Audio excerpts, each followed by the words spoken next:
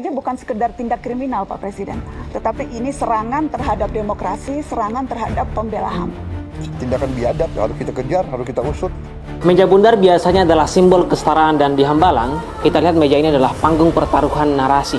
Dalam diskusi Presiden Prabowo menjawab, kita tidak hanya melihat seorang kepala negara berbicara angka, kita melihat seorang mantan jenderal yang sedang mencoba mendefinisikan ulang arah bangsa melalui apa yang mungkin kita sebut sebagai akal sehat. Mazhabnya mazhab akal sehat, common sense and reality. Dalam komunikasi politik, ini adalah langkah yang berani dan patut diapresiasi. Terlepas dari pro kontranya, Presiden Prabowo memilih untuk tidak bersembunyi di balik podium kaku, melainkan terjun ke dalam diskusi yang interogatif. Namun di balik setiap argumen logis selalu ada jarak antara kata-kata dan realita. Mari kita bedah lapisan-lapisannya. Pertama itu kan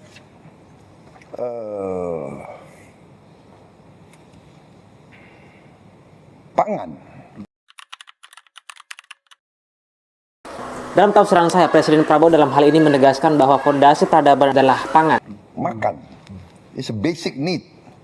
Kalau psikologi kan Maslow, basic need. Pertama, ya kan, aman dari ancaman cuaca, ancaman binatang buas, dan ancaman manusia lain. Baru kebutuhan air untuk minum, kebutuhan makan. Baru tingkatan-tingkatan lebih tinggi daripada kebutuhan. Jadi makan itu is very basic, very basic.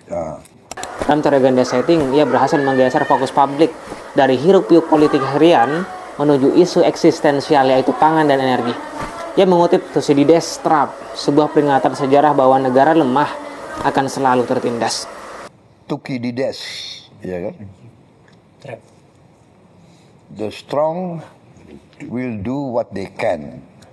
The weak suffer what they must. Yang kuat akan berbuat sekendak hatinya. Yang lemah harus menderita. Kita harus mengapresiasi visi jangka panjang ini. Fokus pada kedaulatan pangan adalah langkah strategis di tengah ketidakpastian global.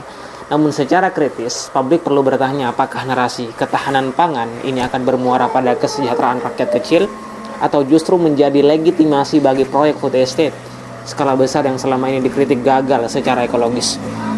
Swasembada so big dream, mimpi besar, namun realitanya seringkali terbentur pada tata kelola lahan yang belum memihak pada rakyat kecil. Salah satu momen menarik adalah saat Prabowo menyatakan tidak terhadap budaya ABS asal Bapak senang. Beliau mengaku bahkan rutin memantau media sosial untuk mendengar kritik langsung karena ia tidak percaya 100% pada laporan birokrasinya. Infonya beliau bahkan langsung mensuspensi 1000 dapur program makan bergizi gratis yang bermasalah. Langkah ini menunjukkan gaya authentic leadership, seorang pemimpin yang ingin tampil apa adanya dan peduli pada kualitas hasil. Namun secara sistemik, ini adalah kritik pedas bagi birokrasinya sendiri. Jika seorang presiden harus menjadi detektif media sosial untuk mengetahui kebenaran, artinya saluran informasi resmi laporan birokrasi sedang tidak baik-baik saja. Atau beliau memang seharusnya begitu. Presiden juga mengklaim telah memangkas 308 triliun dari anggaran akal-akalan, mulai dari biaya seremoni hingga perjalanan dinas yang tidak produktif. Di sini beliau menerapkan pendekatan real politik. Musuh terbesar kita adalah inefisiensi internal. Kalau pemimpin yang unggul, lihat kesulitan, harus dikejar kesulitan itu. Rush to the problem. Hadapi. Solve the problem. Nah itu. Kalau Anda bisa bantu banyak orang, bantu banyak orang. Kalau tidak bisa bantu banyak orang, bantu beberapa orang.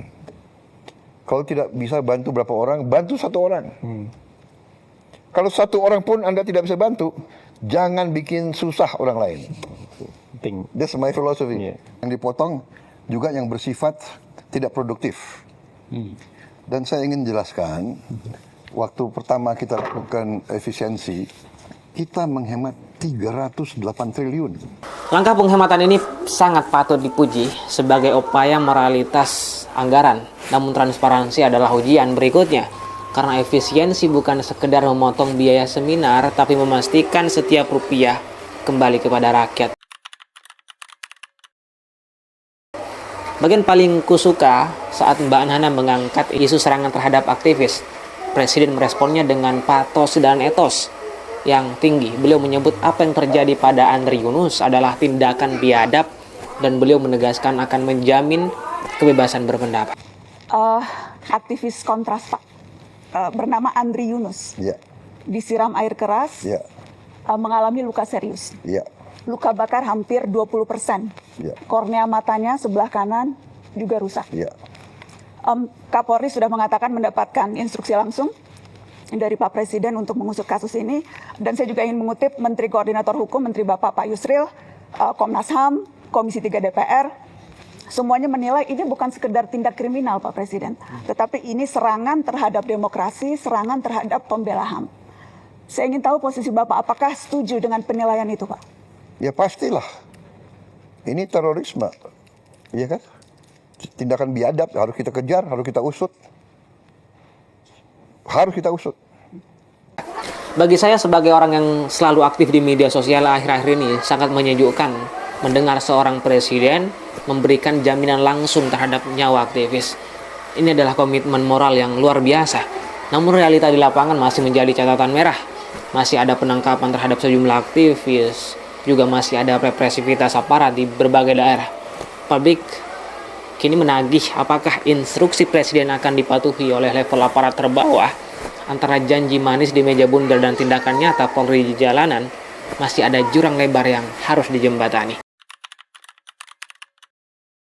Presiden Prabowo telah memberikan jawaban yang cerdas dalam hal ini, strategis dan penuh visi, meski di beberapa bagian beliau terlihat, sudahlah, tapi beliau cukup memenangkan narasi di meja bundar itu dengan gaya kepemimpinan yang realistis.